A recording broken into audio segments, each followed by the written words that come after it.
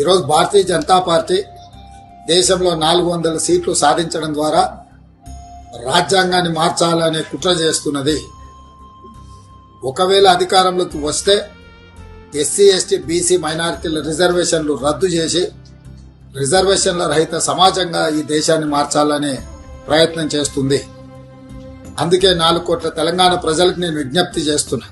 తెలంగాణ సమాజం అందరూ కలిసికట్టుగా కాంగ్రెస్ పార్టీకి శ్రీమతి సోనియా గాంధీ, శ్రీ మల్లికార్జున్ ఖర్గే గారు, శ్రీ రాహుల్ గాంధీ గారి నేతృత్వంలో ఎన్నికల బరిలో దిగిన ఇండియా కూటమిని గెలిపించడం ద్వారా ఎస్సీ ఎస్టీ బీసీ మైనారిటీ రిజర్వేషన్లను కాపాడుకోవడం, మన రాజ్యాంగ స్ఫూర్తిని డాక్టర్ బాబాసాహెబ్ అంబేద్కర్ గారు ఇచ్చిన ఆలోచన విధానాన్ని ముందుకు తీసుకెళ్లాలి. కాబట్టి మిత్రులారా, మీరందరూ కూడా కాంగ్రెస్ పార్టీకి అండగా నిలబడి 13 తారీఖు నాడు జరగబోయే ఎన్నికలలో కాంగ్రెస్ అభ్యర్థులను గెలిపించాల్సిందిగా మీ అందరికీ నేను విజ్ఞప్తి చేస్తున్నా.